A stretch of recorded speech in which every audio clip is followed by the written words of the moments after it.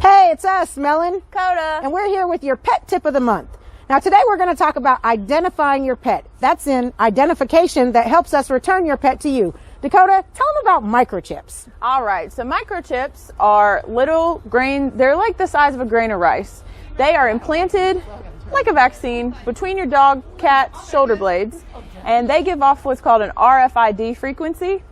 All of our deputies in animal services are equipped with a microchip scanner. So basically when we find an animal, we run the scanner over the animal. We see if they have a microchip. The microchip number will pop up on our screen. We can then run the microchip number in our microchip query. We can find the owner's phone number, owner's address, owner's name and information, and then that way we can get your pet home to you. Now, North Carolina state law also requires that your pet is vaccinated against rabies. As always, you can contact our office for a rabies appointment. Just know that we can reunite your pet through the rabies vaccination program if they've been vaccinated in Durham County by your tag number. But microchips are the 100% way that if your dog happens to lose his collar with his rabies tag and his ID tag, that microchip is there all the time. So we're able to scan your dog and get your information. Now, it's very important that you keep your information up to date. So if you move or change your telephone number or change your emergency contact, make sure that you contact the microchip company so they can update that information. There's nothing more heartbreaking than us finding a dog with a microchip, but we're not able to reunite him immediately because the information is not current. So keep that information current. Our goal here at Durham County Animal Services is always to get the animal back to its healthy, loving home. So make sure that if your pet is microchipped, that you keep that information up to date, like Melinda said, and also talk to your vet about microchips. They're pretty affordable. You can contact the Durham County Animal Protection Society as well. They may be able to give you some information about low cost or affordable microchips so that way we don't have to take your animal to the clink. All right, this is Melon, Coda, signing off with your pet tip of the month. Stay distant.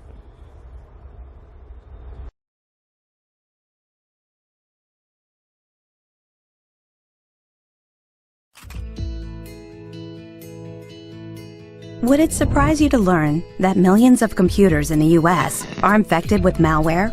That's a lot of computers. So, what's malware and why should you care? Malware, short for malicious software, includes viruses and spyware that get installed on your computer or mobile device without you knowing it. Criminals use malware to steal personal information and commit fraud.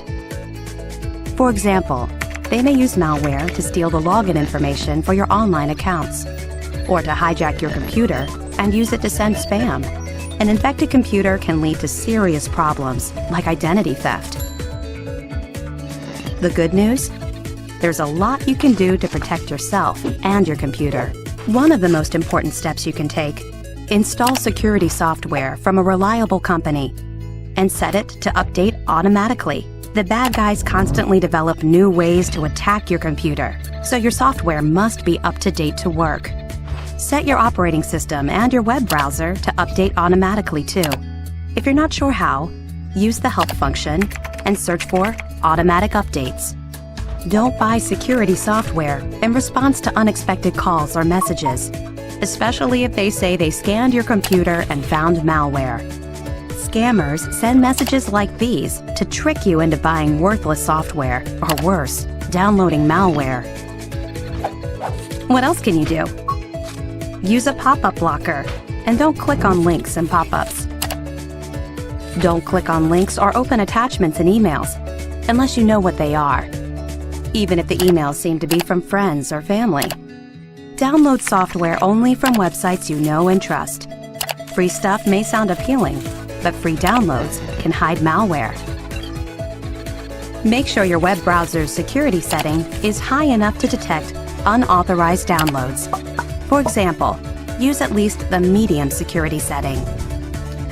Even if you take precautions, malware can find its way onto your computer. So be on the lookout for these signs. Your computer runs slowly, drains its battery quickly, displays unexpected errors or crashes. It won't shut down or restart. It serves a lot of pop-ups, takes you to web pages you didn't visit, changes your homepage, or creates new icons or toolbars without your permission. If you suspect malware, Stop doing things that require passwords or personal info, such as online shopping or banking. Use a different computer, maybe one at work or at your local library, to change your passwords.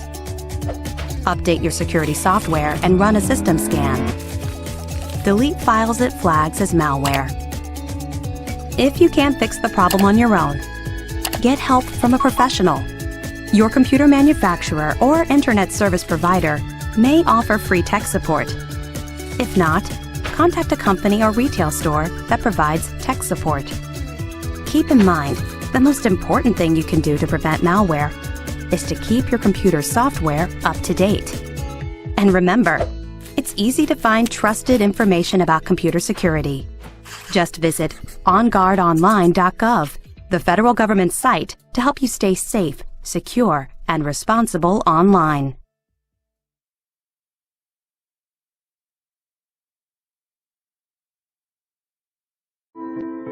To every North Carolinian doing the work to keep us moving forward, thank you.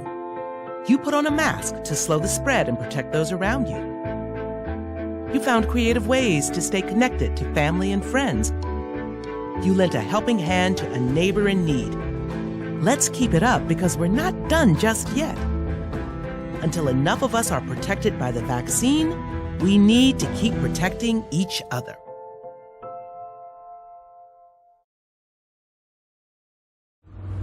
To keep things from being stolen from your vehicle, don't leave them in your vehicle. Simple, easy preventive measures. Don't leave your items overnight, during the day, 5-10 minutes. Take them in the house, take them in the building, into your office. Just make sure they're secure somewhere else besides your vehicle.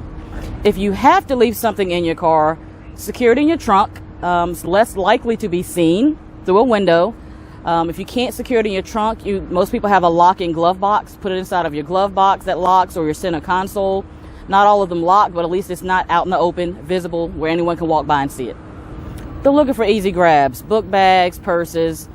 For some reason, people leave laptops, MP3s.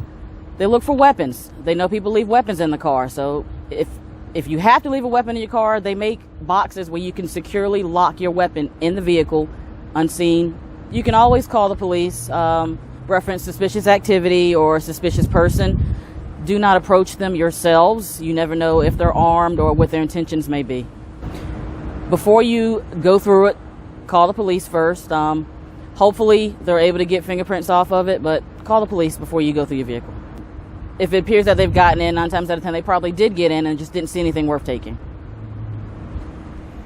A lot of heavy equipment, especially for construction, is kind of hard to take in and out. If you can secure it down, get lock boxes. A lot of trucks offer toolboxes, lock boxes.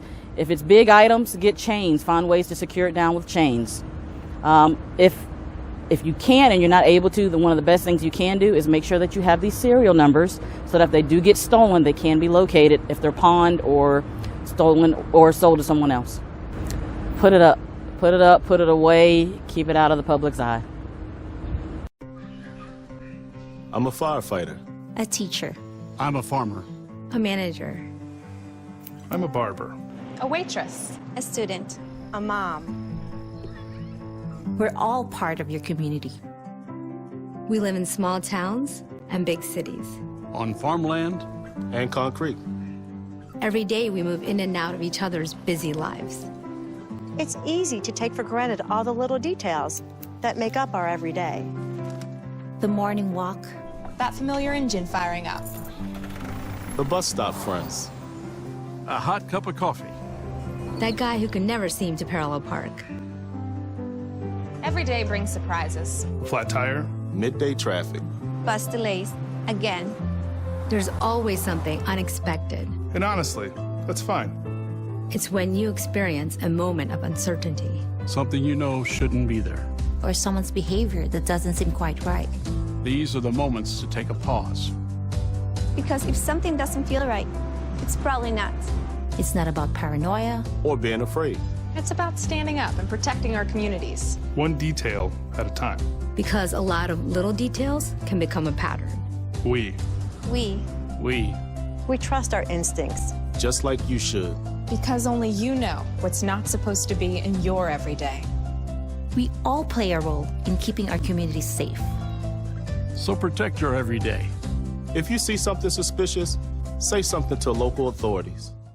I trust the vaccines. I trust the scientists who have come up with a great formula to help defeat COVID-19. I'm very lucky because my wife and I were able to get the vaccine. If you have an opportunity to get the vaccine, please do it. Get in the game, get off the sidelines, and get vaccinated.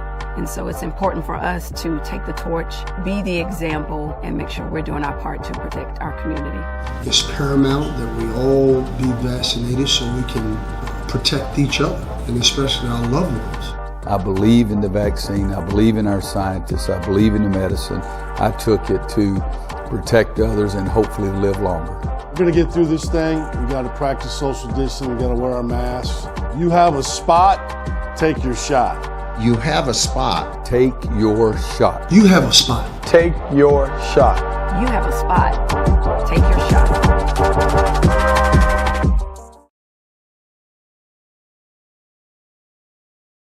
The writ of possession is at the very end.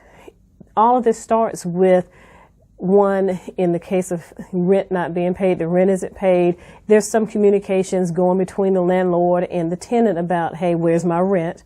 And then you get this notice to vacate. And then once you don't vacate, the landlord can go and file a summary ejectment proceeding, which is another way of saying filing a court case against you saying you owe me this money, you have not paid your rent, I want you evicted out of my property. And usually that's going to be in small claims court before a magistrate. Well, your rent notice is basically a magistrate summons with a complaint and summary ejectment attached to it. That comes from the clerk's office to the sheriff's office, and what that is basically the notification for the hearing for the landlord to start the procedure to get their property back. We'll receive those from the clerk's office. The deputies will take those, and they will attempt to make contact with the defendant or defendants that's listed on the magistrate summons. If we can't make contact, we will post, as statute allows, for the court date. And once that is returned, they have been served for their court date. Once we've served it, they'll have to call the court if they don't understand something about it. That would fall more under calling the clerk's office to find out if there's any discrepancy about the court date or if there's any problem that they may have with the court date. They would need to contact the clerk's office because we're actually just serving notice of the court date. That's the first part where we're involved. Only thing we're doing is serving the paperwork just like any other lawsuit. Then you go before the magistrate, the landlord presents evidence, you can present evidence, or the renter can present evidence, a decision is entered. You have a right to appeal that decision to the district court. If you appeal it, there's some procedures involved with that. And then if you lose that appeal, or if you don't appeal it or contest it, what you're going to have is a judgment being entered against you. And that's when the writ of possession comes involved. Once the sheriff's office receives the writ of possession for real property, the first thing that's done is a notification will be sent out of the date of the eviction to the defendant or the defendants. Second thing we do is we're going to notify the plaintiff of the date and time that we'll be out there to facilitate the padlock. Once the deputy arrives on scene, the property will be taken from the defendant, turned over to the plaintiff. The defendant will be served the paperwork if they're there, but we're there to take custody of the property from the defendant and turn it back over to the plaintiff as the court has ordered. Really, the legal process is the entire court case before writ of possession is requested by a landlord and delivered to the sheriff for execution. Writ of possession is basically carrying out the judgment of a court. Just like if you were sued for a motor vehicle accident or some other small claims proceeding, when the judge enters a decision, it becomes a judgment, and then you go collect on the judgment. And then once it is issued by the clerk of court, it's delivered to the sheriff for execution. The reason why the sheriff's office is involved is because when someone is moved out of their property, it's a very tense situation, and the sheriff is involved to make sure that it's a peaceful transfer of property. As in all civil process, the sheriff's office is just enforcing the court order. The court order is that the plaintiff is to receive their property back.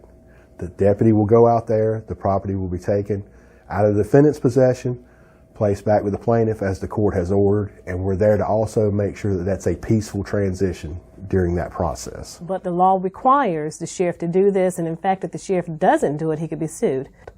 So you should really take some steps right at the beginning of all of this when you first have difficulty with paying your rent. Because when it gets to the sheriff's office, it's too late. So what can you do? In several communities throughout the state of North Carolina, including Durham, there are rent assistance programs. North Carolina, along with the United Way, has developed what's called NC 211. If you pick up the phone and dial 211, you're connected to a resource hotline, and you can tell them what your problems are, whether it's paying rent, paying your mortgage, making utility payments, need of food, and they can connect you with resources in your community. Here in Durham, you have the legal clinic at North Carolina Central. You may also have law clinics over at UNC, Duke, over in Raleigh at Campbell, where you can get some free legal advice. You have Legal Aid of North Carolina, but if you go to their website, they have literature on there on what the eviction process is, what is a summary ejectment, what you should present to court. Can you get out of it? Can you pay your rent? Can you settle this? What to do if you want to get into a settlement. Here at the Sheriff's Office, we know about the process, but we can't give you legal advice. State government is well aware of the effects of the COVID-19 pandemic on individuals, and so there's some relief efforts being made. And so really what I'm saying is that the solution to a lot of this is before you get to the writ of possession. There are community organizations out there that will help you with rent assistance. The General Assembly, which is our state legislature, is looking at some solutions. Our local officials may be looking at some solutions. Churches may be available. So when you get into that situation of not being able to pay your rent, making utility payments, not being able to put food on your table, oftentimes we panic, we become concerned, and that is the moment where you don't close yourself in. That's when you need to go ahead and ask for the help that may be out there. Because if you act quickly and at the beginning of the process, you won't get into the court system and you wind up staying in your home. Because by the time it gets to the sheriff's office with the writ of possession, there's not much, if anything, that can be done, and our hands are tied. Falling behind on your bills? Even if you owe more than you can handle, you still have rights. Most legit debt collectors follow the rules, but bad debt collectors don't. They break the law. So if you get a call like this, if you don't pay, we will have you arrested and deported. Or this is your final warning. Pay up now or we'll contact your employer and make them pay. Hang up and report it to the Federal Trade Commission. You have the right to be treated fairly no matter what. That means debt collectors can't use abusive language, threaten violence, or harass you. Or call you before 8 in the morning or after 9 at night. They can't lie or pretend to be someone they're not. I'm an attorney and will take legal action if you don't pay this debt right away. Or get you to pay a debt that doesn't even exist. They can't have you arrested or deported or tell anyone about your debt. Bad debt collectors like to knock you off your guard to get an advantage, create a sense of urgency, and rush you. They'll say anything to get you to pay right now. Instead, hang up and report it to the Federal Trade Commission at ftc.gov/complaint. We've stopped a lot of bad debt collectors. Help us stop more. For more information about debt collection, visit consumer.gov/debt.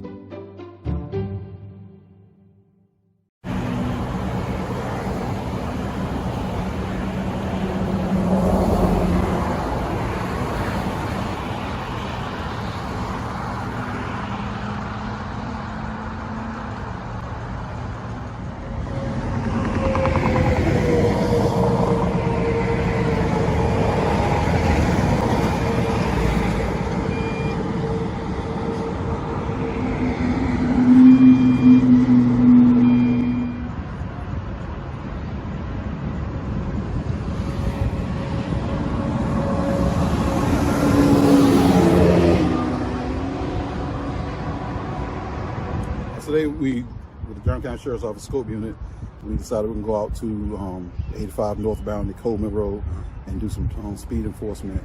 And today we went out, stopped some cars, wrote some citations, gave some verbal warnings, and also assisted on a 1050 PI, which is a personal injury wreck as well. Okay.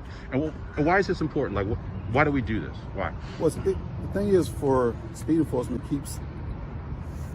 it drops the number of property damage, risk of drivers going too fast, causing injuries to personal equipment, to the person, to themselves, and to vehicles. Okay. So it's a win-win for us. Okay. Last question is, you do this all over the county too, right? Yes, sir. Mm-hmm. Yeah, like where? We work both the Durham City and Durham County. We do Highway 85 northbound, southbound lanes, Highway 70 east and westbound lanes, and Durham Freeway north and southbound lanes. And we also do local roadways as well when we have speeding complaints from citizens. As a small business, we're looking forward to people being able to come back into the store. We would love to have everyone come in and shop the way that they used to be able to. We want to be responsible to not only ourselves, but to people we don't even know. If folks are going to choose to spend their dollars with us, then the least that I can do is participate in what it takes to vaccinate. We are really optimistic about the effect the vaccines are going to have. People want to treat themselves. The craft beer movement and the craft food movement can go hand in hand, and it's all about giving yourself something special. That desire to shop and to get out there in the stores is very strong for a lot of people. When we do this, we're making a statement that my individual discomfort is not anything to be compared to community safety. You have a spot. Take your shot. You have a spot? Take your shot.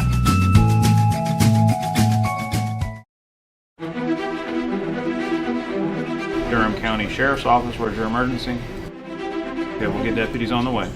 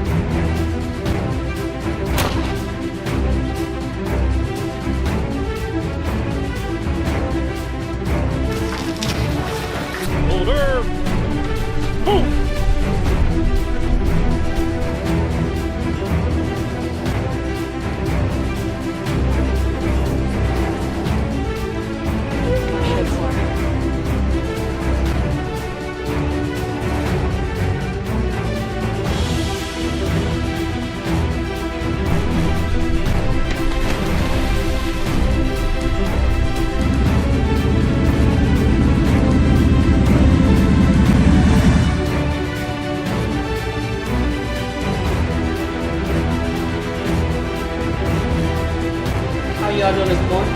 Come on through.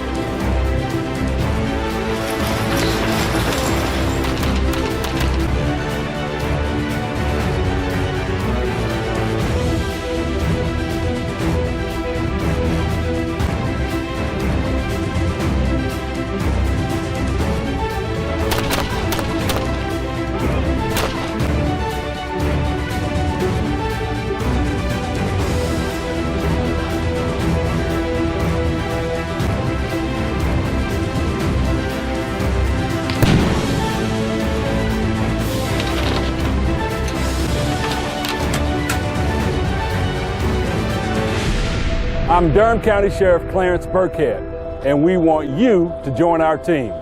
Honor, duty, service. If you have what it takes, our recruiting starts now.